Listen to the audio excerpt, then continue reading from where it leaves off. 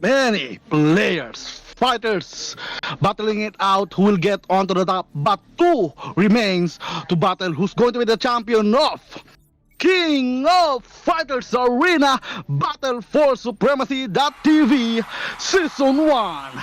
And I am your host and shoutcaster as well, player shoutcaster number 2510. Yan is the name, shoutcasting is my game. And tonight, we are going to crown who is the champion, who is the greatest, and who is the king of fighters here in the King of Fighters Arena tonight. So the date is April 16 and going to be a hell of a battle between our two players hailing from each side of the globe. We have from the east and battling it out from the west. So before we introduce the characters, we're going to introduce first the mechanics of the games. This is a grand final, so in total we're going to have best of 7 games. Whoever got 4 wins in this series, they will be crowning as the king or the champion of King of Fighters Arena. Player, like I said, player will play against another opponent for a best of 7 match. After a match, the player who wins will receive a huge amount of 88 MBX tokens. Characters to be used will be random based on the T.E.A.M Dao, spin the wheel. All 3 characters that been given will be used to the 2 match. Server to be used will be based on their country. Players must have a Discord account for sharing your screen because Cyberbot will be live broadcast and all of that. And right now, we're going to interview our players hailing from each side of the globe again. So for our first player, this is coming hailing from China. So let us all welcome player number 7670, JD Cake. JD Cake, how are you, my friend? Hello, Ni hao? hello, Ni my hao? friend. 你好, my friend. Ni hao. So how are you? How are you feeling today? I feel so good. Ooh. So what is the experience? What is the experience that you get to the finals? Uh, Like how are you feeling? What is? Are you excited? Are you really? Are you cool? Are you confident? let me see. Okay.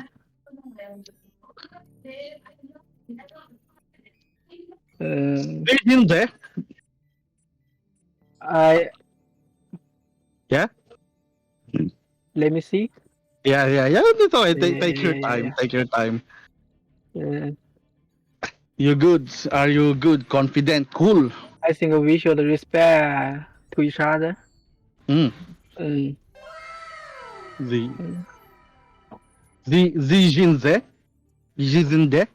If I uh, can pronounce that right. my English is so bad. No, it's good. It's cool. Uh, It's good. It's good. no, it's not good. But you feel good right now. You feel good. I feel good today, Yeah. and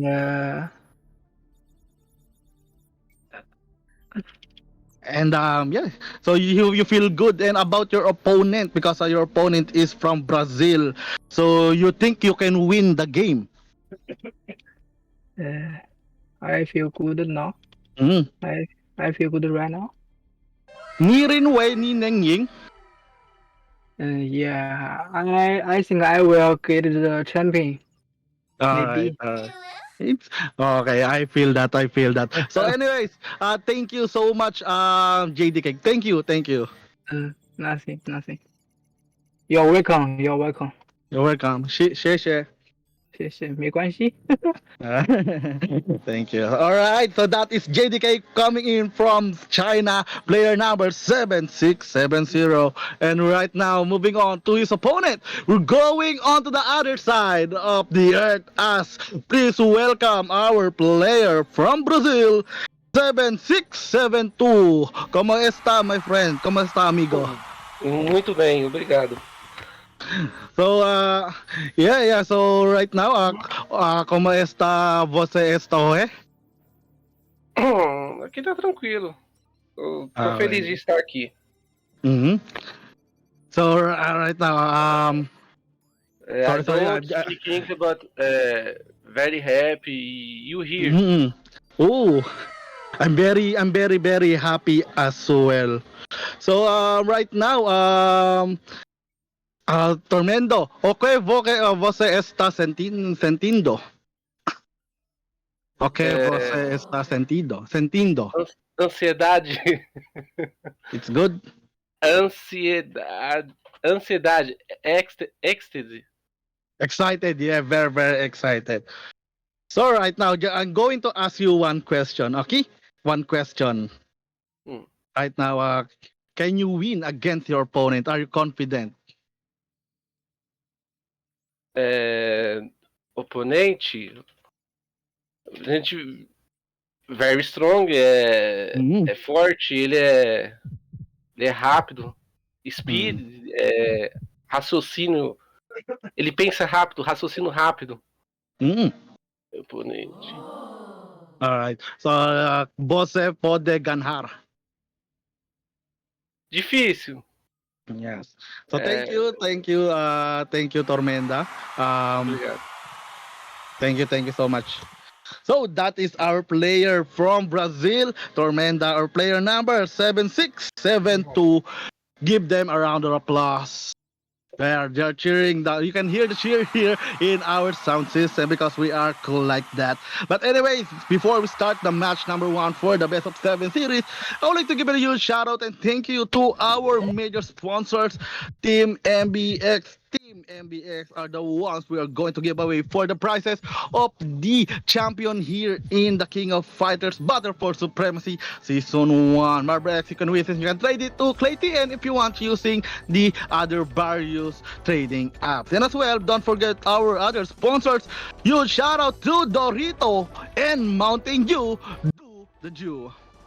And right now, I would like to give a shout out as well to Animoca Brands, Trust, Shima Capital, Antifund, Algorand, NGC Ventures, Libra Capital Ventures, Nexo, GSR, X Capital, CoinHaco, Octava, Rising Capital, X Capital, CoinHaco, Octava, Rising Capital, Evers Capital, Shabi, Lazada, BitGet, Starlink, Clay TN, Bitcoin.com, Wobi, OKX, Crypto.com, Food Panda, Bridgeport, and to our advisors, Great Southgate. So guys, and of course, please do try out the Team Dao staking app available here on to the Team Dao Telegram system. You can, once you are already a part of Team DAO, once you're set up with your team wallet, you can stake, you can bet on various games such as NBA, boxing. We also have horse racing and various sports, and even into the esports scene, we have games from Dota 2, League of Legends, MLBB, Call of Duty Mobile, and PUBG Mobile, and other various games as well. So please do try out Team DAO staking app. And also, Team DAO Wallet. So, Team DAO Wallet is the wallet that you can use here into the Telegram system of Team DAO, and you can stake, or rather, you can save up your tokens in the Team DAO Wallet, like the Team DAO token that we are getting every time we stake here in the Team DAO staking. And we don't really have to take this much longer. In just a moment, we're going to start the match number one. So if the players are ready, and of course the shoutcaster is ready, if the gammas are ready, you can start it out now. The game number one, the match number one, of who is getting the King of Fighters Arena Battle for Supremacy Season 1 Championship. So man, what an exciting matchup indeed, guys. I'm very, very excited as well. So I'm looking forward to this. This is a grand finals. This is a week-long battle for supremacy. So hailing from the first day elimination, various players already been battling it out and filtering in who is on top, who is the one that can go to toe with the great ones here in Team DAO. As right now, two players from each side of the globe. This is basically somewhat a good matchup, a good storyline, because we have 7670 coming in from China. He's from the east side rather, and representing the western side, representing the Latin America side, and of course representing Brazil as always. There we have Tormendo, or 7672, for the rather for him to represent his own very country. So this is somewhat exciting indeed. So we're going to see who is the one better in King of Fighters Arena. Will it be the Asian, or will it be the time for the Brazilian to pop up in the fighting games as well?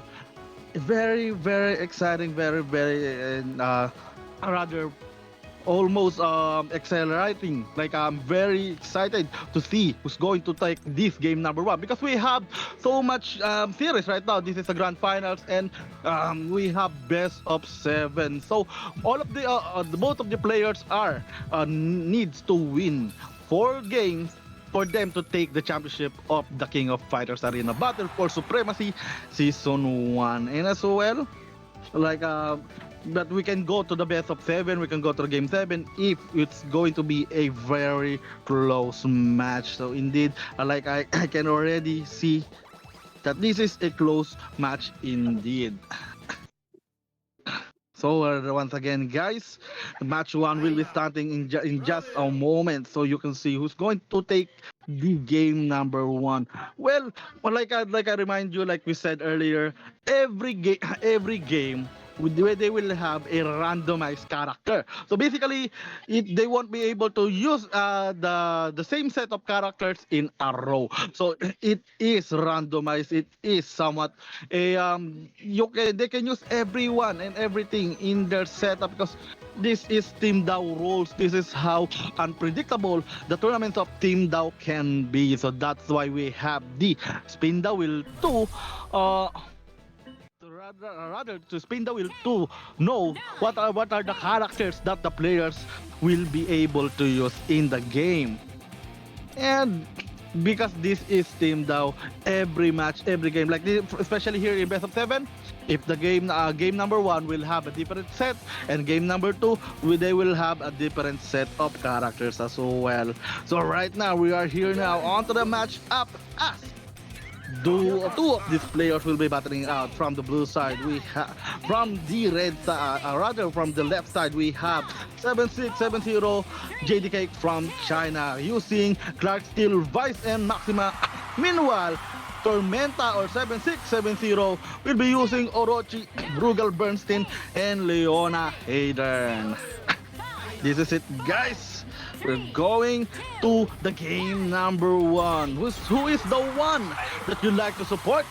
Will it be 7672 from China, or will it be 7670 or Tormenta from Brazil?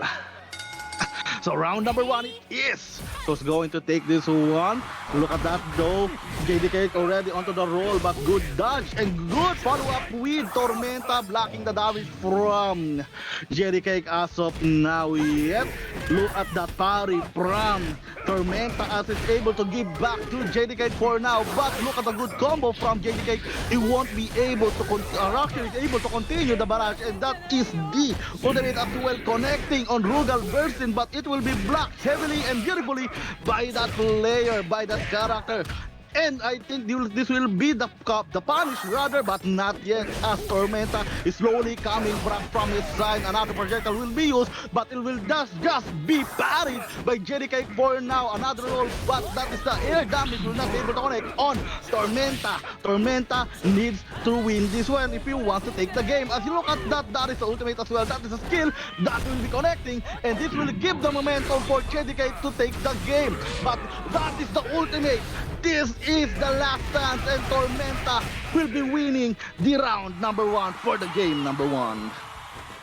KO indeed, but JDK still has one more life left to win this game, or to at least tie it out so we can get the winner for the match number 1. So Tormenta using Orochi. Orochi is somewhat powerful as well, and versus Clark Steel, I think JDK will be having a slightly hard time, but look at the punish that he's able to give to Orochi, grabbing that character and punishing him with the grab. This is the style of Clark Steel. Those good combo, the basic combo, and the bread and butter for Clark Steel is the grab. You need to connect that one, and don't give Tormenta a chance or time to to replenish himself or to counter out. But the ultimate as well, readying into the fight, and that will connect on Orochi. This will just give enough momentum for JDK to get back on his track. But that is a beautiful skill set as well from Tormenta to knock back and knock out Clark Steel into the air. But another grab, and already onto the red health. Both of them are actually,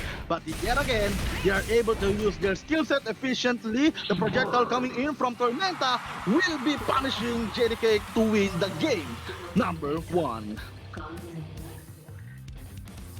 Beautiful indeed, as Tormenta will be able to control the best of 7 series into the game number 1. But still, we have JDK has at least 3 more wins, 3 more opportunity to get back into the game, because this is a best of 7. Anything can go, and of course, every game they have a new set of characters that they can use. So maybe this is not the set of characters that JDK wanted, or this is not the characters that he is used to, basically. But Tormenta, though, using the Orochi, so OP is able to damage JDK heavily with Orochi, battling out Clark Steel in the round number 2 of the game 1.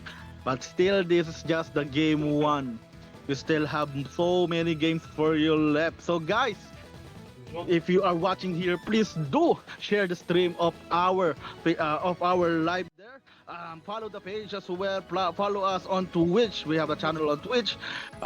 Rather share the stream as well. Follow our page on Facebook as well. We have Twitter, Team Dao at teamdao.com. We have TikTok as well, Team Dao TV, and we have YouTube, Team Dao. So thank you so much for the follow, and give a huge shout out to your supporting players. And as well, please do try out once again the Team Dao's taking up. We have games ranging from sports and esports as well, like Dota 2, League of Legends, PUBG Mobile, Call of Duty Mobile, and other games like NBA as well. We have horse racing, we have boxing, everything that you can wish for, you can stake in Team Dao staking up, so you can scale up your Team Dao tokens. And speaking of Team Dao tokens, you can use the Team Dao wallet in Team Dao Telegram system for you to save your tokens like the T.E.A.M, IMX, and also Team Dao. So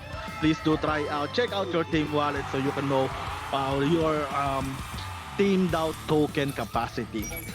And right now, in just a moment, we're going to move on to the Team Dao King of Fighters Arena Battle for Supremacy game number 2. This is the grand finals, and from the game number 1, we had Tormenta dominating a 2-0 round against JDK. But still, JDK has at least 3 more tries for him to get back into the track and force the game into his favor.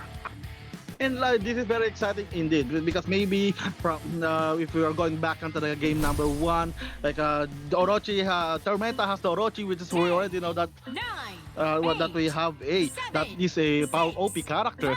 So but maybe onto the game number 2, it's going to be a different set as well, because on the game number 2, the players that JDK will be using are that is Oyori Yagami, Takuma Sakazaki, and Yuri Takazaki. Yuri Yagami is good. Takuma the Sakazaki siblings is decent as well. Meanwhile, to the side of 7672 or the Tormenta, he got Heavy D, Mature, and Orochi Chris, which is somewhat a decent as well. I don't know about Heavy D though, but Mature is good, and Chris with that agility and continuous combo and barrage to get the momentum. Meanwhile, to JDK, Iori Yagami is very powerful. Takuma Sakazaki is focusing onto the grab, and the Yuri Sakazaki is somewhat on the balance side. I think this is their father, Yuri Sakazaki's father. It's not her sibling, but anyways, that is the round number 1 for the game number 2. Good initiation from Tormenta. The projectile will be blocked by Iori Yagami. The roll will be punished heavily from JDK, but the parry and the dodge will be beautiful for Tormenta. Another projectile will be connecting, but it will just be blocked by Iori Yagami for now. Another projectile as well with a good grab, but that is the projectile will be punished and denied by Tormenta using Mature. Pura 316 will be available for Iori Yagami to take the momentum and force the health of Tormenta into the dangerous side. But look at the health of Iori Yagami, still onto the greener side. Meanwhile, that is the Paradise Portal using by Tormenta to get that momentum for himself, and the projectile will be blocked from Iori Yagami. Ura 316 is available, and I think this will be it for the game number 2, round 1. Okay, not yet, because there's still a pixel up left for Tormenta to get back into the game, but unfortunately, that is the 1-0 already for the game number 2 in favor for JDK. Alright, round number 2. And Heavy D will be using by Tormenta, but another initiation from Takuma Sakazaki, or rather from JDK, will be available and to connect on Heavy D, but it will just be blocked ever so slightly just to lessen the damage that he can receive. The projectile is good, but it won't be follow up. Beautiful hitting to the head, but that is the T.E.A.M Magnum connecting heavily from Heavy D, and Ryuko Rambo will be available. Good combo, good punish, and that is a blast again. Another knee to the head to continue the barrage and the combo. He needs to punish Tormenta if he wants to get that 2-0 sweep.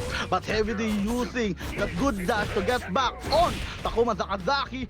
But that is the Magnum once again connecting on JD Cakes to have that knockout and to force the round into the round number 3. This is one hell of a fight indeed. So, Orochi Chris for Tormenta versus Yuri Sakazaki for the side of JD Cake as huge amount of damage from Tormenta.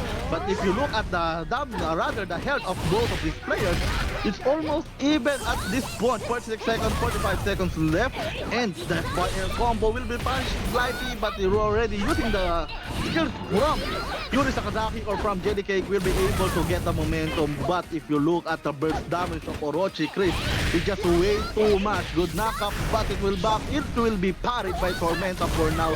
The projectile will be black and Tormenta will just be waiting for the punish. If you look at the health of JD Cake, already onto the dangerous side. And look at that, the burst of damage once again. And Koku will be available and connecting. That is the reverse sweep from Tormenta to secure the round number 3 and to get that 2-0 lead into the best of 7 series. Oh man. Very exciting indeed as Tormenta already on to the lead, 2-0 lead. Yet, this is still not the end of the match for JD Cake. But this is a very close match for the game number 2 as JD Cake able to control the game number 1. But unfortunately, he was kind of clutched by Heavy D's. Rather, Tormenta's Heavy D able to at least dodge the last hit of the JD Cake and using that D Magno to connect and to get to force the game into his favor. So that is a 1-on-1 already. But on to the round number 3, the openness of Orochi Chris, the burst damage, and not you already utilizing the Yuri Sakazaki from JD Cakes. That basically became his downfall. Unfortunately for him, Tormenta was just way too good using Orochi Chris. But still, that is not the end of the line for JDK. They still have so much games to play with. This is a best of 7 series. Although this is a 2-0, maybe onto the next round, the next set of characters that JDK will be used will be favorable in his time. But meanwhile though, your shout out, and again, you shout out to Doritos and Mountain Dew, do the duo. And as well, you shout out to Shopee and Lazada, one of our major sponsors for T.E.A.M Dao and MBX. The 88 MBX tokens will be sponsored by Team MBX Esports. So thank you so much to Marble X. And right now for the game number 2, rather, apologize, round number 3, set number 3. This is the characters they're going to use is for the side of Tormenta. That will be Mature, Maishura Inu, and Yashiro Nanakase. Meanwhile, to the side of JD Cakes, he will be using King, Orochi, Leona, and Joe Higashi. Orochi Leona is dangerous as well, so maybe this is the time for JD Cakes to get back into the game and get that round number 3 in his favor. So round number 1, they will be using King versus Maishura Inu.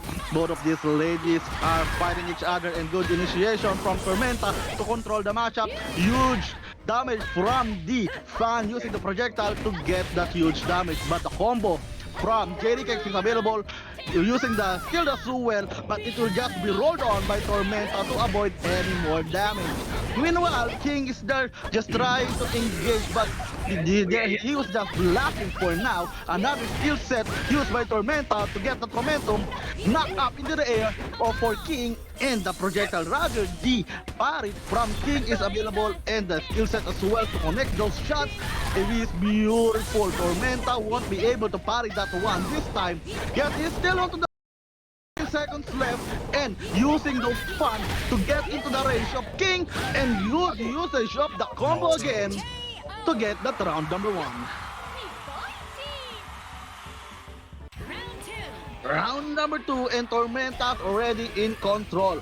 But this time, Roche Leona will be available for Jerry Cakes. Good initiation from Roche Leona or Jerry Cakes this time. And Tormenta is just blocking the damage, at least for now. But that one won't be able to block and it will be punished by JD Cake using a good set amount of damage. And of course, the ball as well. Another dash to get to the range of Tormenta, but Tormenta doesn't have enough skill set and enough time to counter maneuver his way of safety. Tormenta already onto the dangerous side and Orochi Leona is being favorable to Jerry Cakes and the ultimate as well. You already know what's going to happen. It will be the execution for Jerry Cakes as he will be able to get that round number 2. Beautiful KO indeed, and that is a cheer for JD Cake. This is the round number 3 as well. So this time, will it be a reverse sweep for JD Cake? But this time, Mature will be used for Tormenta. Another one with another Mature for the skill set, for the character set of Tormenta. We already seen Mature twice in a row for Tormenta, but I think JD Cake has a favorable as he's able to block those damage from Mature, able to get back good parry there, and the need to knock out, or rather to knock back Mature for that one. But the skill set from Tormenta will be available and connecting to Joe Higashi, and JD Cake already onto the dangerous red zone. He needs to be careful, he needs to block, he needs to parry. Those projectiles must not connect if he wants to win. Good punish though, he's able to use the knee to knock back Tormenta ever so slightly, but JD Cake's already onto the retreat for now. The whirlwind will be blocked by Mature, but using the ultimate again. Will it connect? He hesitates, but will it be enough? Unfortunately for him, it will not, and another one will be grabbed by Tormenta. All of the effort of JD Cake won't be available, won't be favorable for him as Tormenta already winning the round with a 3-0. This is exciting. Already on match point for the side of Tormenta. As you can see, guys, this is just a domination, and we're already on to our last, possibly last set if Tormenta will be able to win the next one. If not,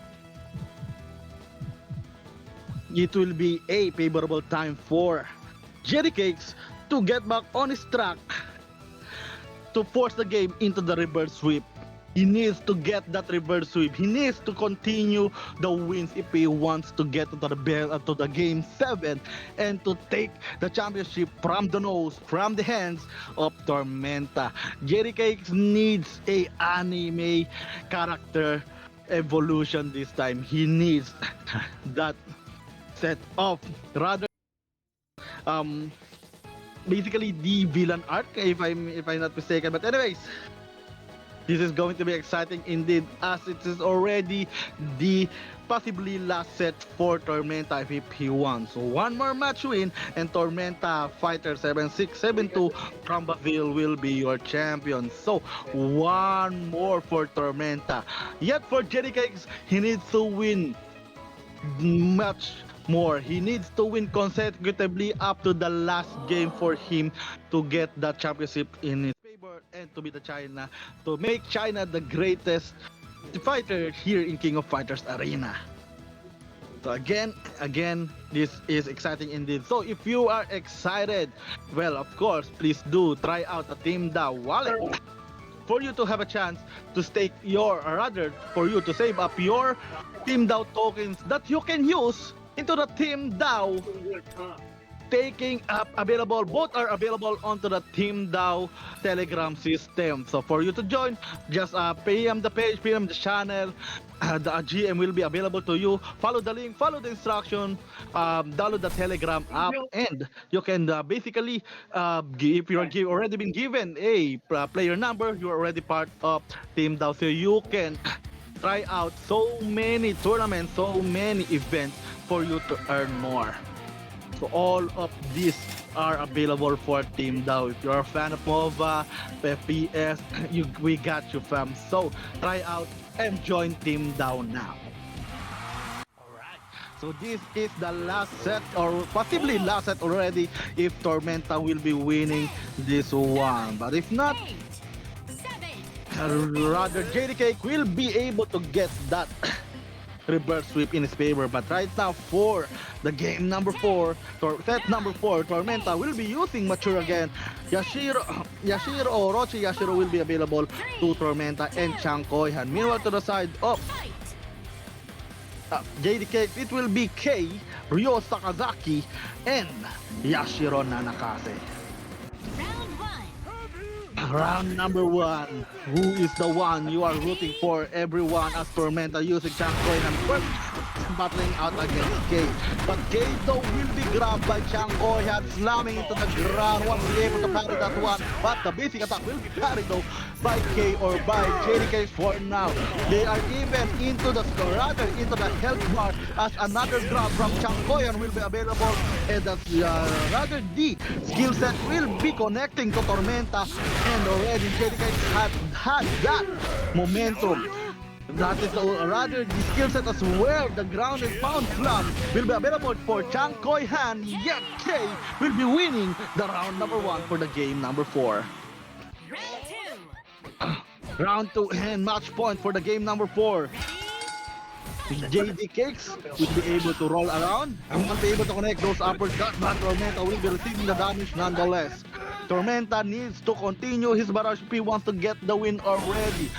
Meanwhile, Tormenta blocking the projectile, but look at JD Cake though, trying to engage as well with the dash. But there is no follow-up. They are being way too careful. Good dodge, good roll from Tormenta to dodge that projectile. Ryuko Rambo EX is already been used for JDK. He wants to get that momentum on his own. No, he don't want to give Tormenta enough time to reclaim the momentum that he has lost. Good punish up after that roll. Yet, mature Tormenta is just being way too careful. He's able to receive. He is able to deal that damage, and already JDK is already onto the dangerous red. Senshi Hakuen is available and damaging Mature for now. Projectile will be there and the skill set to connect that one. But look at that, JDK is still alive but not for long as Tormenta will be taking down that round number 2. Round 3. Round 3 it is. Ready? Tormenta. Tormenta and JDK is already on match point, and Tormenta is on championship point. Both of them are using Yashiro, but one is using Orochi and one is using the vanilla version. But who will be the one winning this time? Will it be the villain or will it be the original Yashiro Nanakase? But Tormenta will be receiving the damage though from JDK. But JDK is already on parada, already onto the dangerous red zone. Error code, will it be available? It will be connecting to Tormenta. JDK must get this momentum if he wants to win this round number 4 for him to have another chance of life. Tormenta using the grab as well to throw down JDK, but that is the ultimate. If it's connecting, this will be it. This is your champion and this is your king of Fighters Arena. Tormenta hailing from Brazil, player number 7672.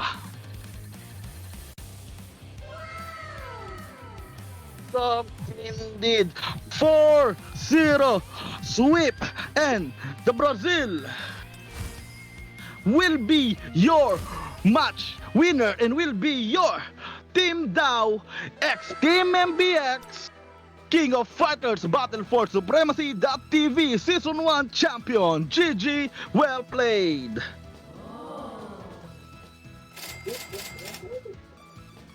What a sweep domination round, but still GG, well played for JD Cakes for 7670 for getting into the grand finals and showcasing his talent in the King of Fighters. But this time is the time for the Brazilian Tormenta, like his name, Tormenta, tormenting his opponents. GG, well played again, JD Cakes, and congratulations to 7672 from Brazil. player Tormenta. All right, so Tormenta, my brother, if you can hear me, open your mic so we can congratulate you and to have that quick interview. Tormenta. Eu tô aqui, estou aqui. Estou All aqui. right. So Tormenta, if rather just wait. If you can understand me, can you give what do you think about your championship? What do you feel? Não entendi nada. Eu não entendo inglês, não entendi nada. Okay, wait a minute. Estou muito Okay, feliz por você participar e por sente ganhar. ao ganhar. Muita felicidade. Happy. Happy. Very happy. Muito feliz. Yes. I can I know that one. So one more question. É fácil? Não. Ooh, Não. Why? Porque. É? Porque. Um instante, vou traduzir.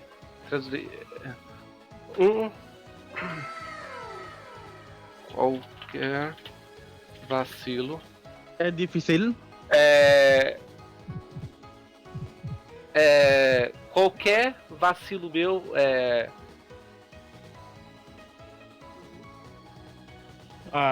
Walter falters me, Hum? meu oponente pune. Ele iria punir. Então eu não poderia vacilar, errar.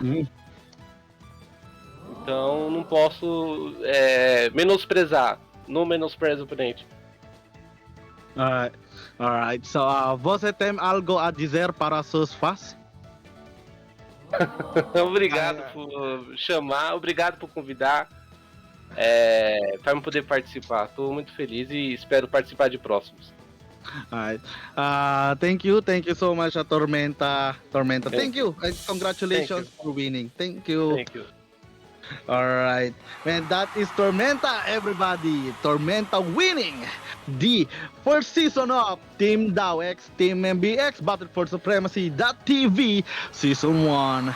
And what a 4-0 sweep indeed. What a quick night for us here in the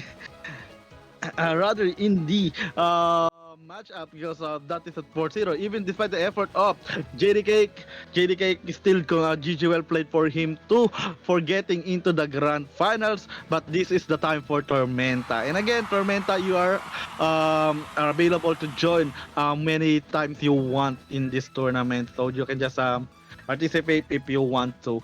So guys, what a match indeed. 4-0 indeed. So, before we go, I would like to give a huge shout out once again to our sponsor that who help us continue what we have been doing. So, first and foremost, huge shout out to Team MBX as well for being the major sponsor for this event and for giving 88 MBX tokens for the Grand Champion. And as well to Doritos and the Mountain Dew. What a good combo. So if you could drink one Mountain Dew, you are going to be the best player rather. So Team Mountain Dew, do the Dew. And as well to our other sponsor of Team Daos, Animal Brands, Crash, Shima Capital, Antifund, Algorand, NGC Ventures, Libra Capital Ventures, Nexo, GSR, X Capital, Coin Hako, Octava, Rising Capital, Evers Capital, Shopee, Lazada, BitGet, Starlink, PlayTN, Bitcoin.com, Huobi, OKX, Crypto.com, Foodpanda, Bridgeport, and to our advisors, Great Southgate. And again, I would like to give a huge shout out. I would like to give a huge thank you to our Team DAO. To our Team DAO wallet, please do try out Team DAO wallet and Team DAO staking app. You can stake and you can scale up your Team DAO tokens upon winning on Team DAO staking. We have games ranging from esports and rather sports as well, like NBA, boxing, horse racing, and to the Dota 2 scene, League of Legends, MLBB, and PUBG Mobile, also Call of Duty Mobile. Again, huge shout out and thank you to the GM GM interns who is supporting the tournament, who is handling the tournament and all of that. Our beta, to our gamma for the beautiful production as well. To our Supreme and GMC, huge thank you to all, sir. All right. So guys, that will be it. Huge shout out again to our shout master, and good shout out to all of you who stayed in this game, who stayed onto the live. What a good night indeed. So, this is your shoutcaster. This is your host, shoutcaster Yenv2510. We will see you on to the next fight. So good night and have a good day. Bye.